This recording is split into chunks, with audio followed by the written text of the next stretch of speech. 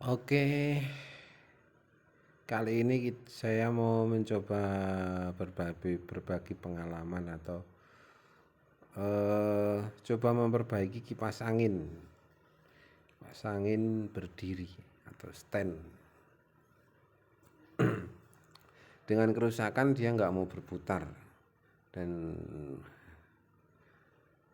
selanjutnya kita coba dulu ya.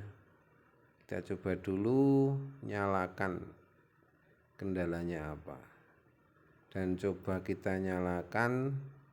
Ternyata ada bunyi berdengung di bagian mesin.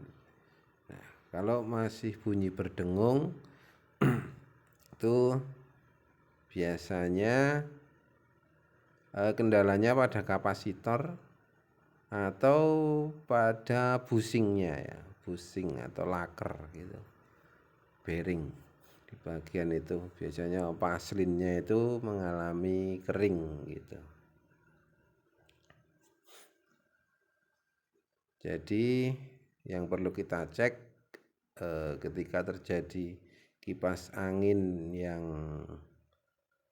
berdengung, ketika dinyalakan cuma terdengar suara dengung gitu ya pada mesinnya, itu biasanya spool kemungkinan tidak rusak ya, atau masih bisa diperbaiki dengan biaya yang ringan gitu. Kita coba dan ternyata tetap dia berputar sebentar kemudian berhenti lagi ya. Dan coba kita bongkar ya. Untuk melepas pengunci pada baling-baling itu membukanya searah jarum jam mutarnya. Tapi kebetulan saya ini pakai kamera depan ya, jadi putarnya itu kebalik. Jadi sebenarnya untuk membuka pada pengunci baling-baling itu mutarnya searah jarum jam ke arah kanan gitu ya. Dan untuk membuka bagian jaring-jaringnya ini atau apa ya, pelindung baling-baling ini, untuk melepas penguncinya itu diputar ke kiri berlawanan arah jarum jam. Oke, kita bongkar semuanya, kita lihat bagian dalamnya. Pertama saya cek dulu bagian ini ya, kapasitor ya, apakah kapasitornya itu masih normal sesuai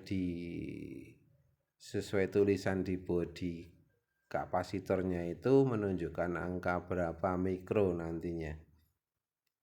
Kita bongkar semuanya dulu. Jadi untuk kipas seperti ini biasanya menggunakan kapasitor 1, berapa mikro gitu. Dan kita cek di kapasitornya itu tertulis 1,5 mikro. Kita coba lepas dulu, tapi saya coba potong kabelnya ya. Ini saya coba dulu, saya putar, ternyata tetap nggak mau berputar. Dan saya lepas kapasitornya, kabelnya saya gunting, nanti bisa disambung kembali kalau mungkin kapasitornya masih normal ya. Itu kita pasang kembali. Kalau sudah short kita harus ganti.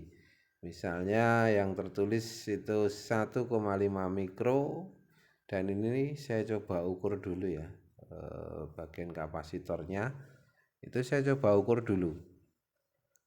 Di bodi tertulis 1,5 mikro. Nah, bodi kapasitornya tertulis 1,5 mikro. Kita cek menggunakan multimeter.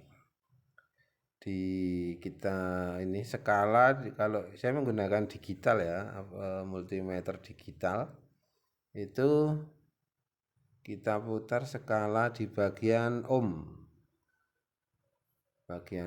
dan untuk tombolnya kita pencet, kita sesuaikan di posisi pengukuran kapasitor.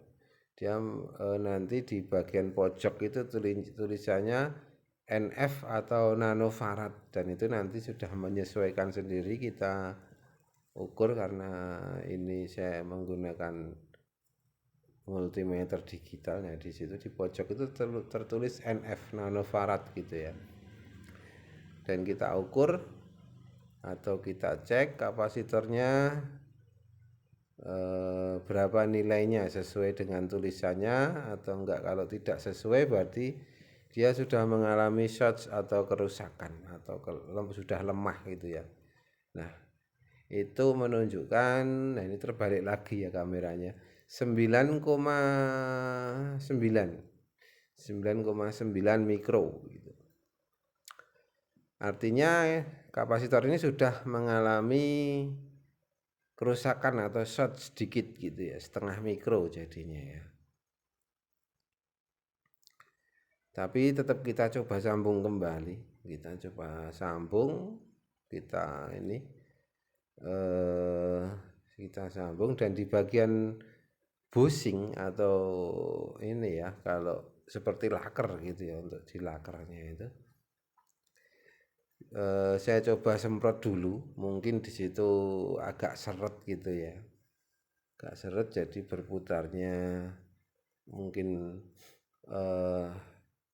bikin seret gitu ya, atau kurang lancar. Jadi ini untuk kapasitornya saya coba tetap pakai yang aslinya, walaupun sudah mengalami short setengah mikro atau 0,5 mikro gitu.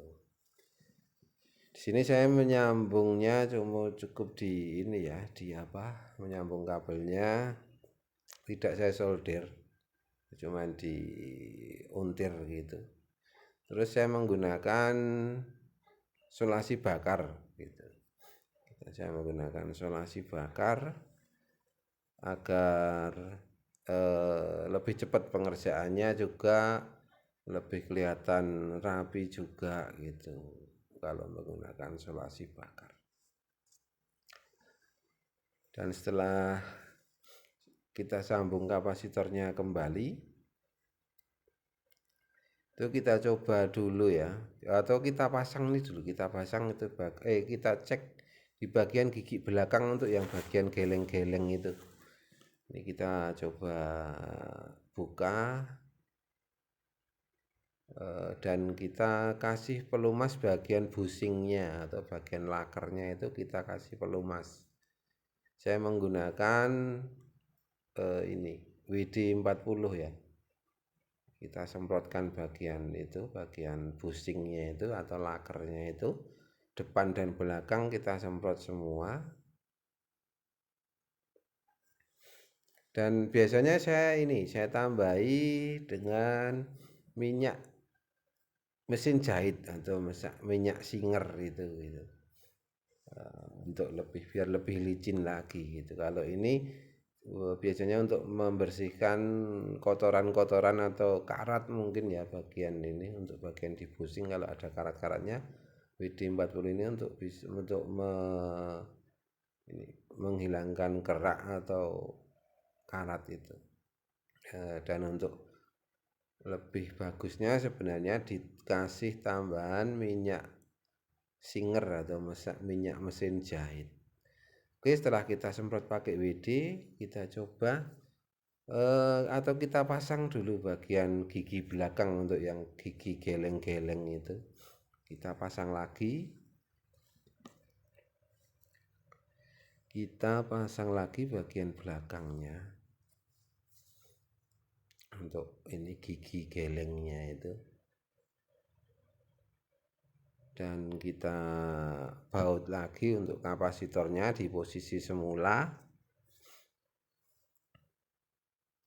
agar ini ya, agar tidak goyang-goyang ketika kipas angin ini digunakan, atau tidak menimbulkan agar tidak menimbulkan konsleting gitu kalau nanti tidak dirapikan gitu. Filternya lupa, belum di skrup. Nah, kita skrup supaya kencang dan rapi juga. Oke, pokoknya seperti semula gitu ya, seperti semula posisinya untuk sekrup-sekrupnya, untuk bagian apapun kita kembalikan ke posisi semula dan kita coba cek, kita nyalakan bagaimana. Ya, oke. Mau berputar lagi gitu ya.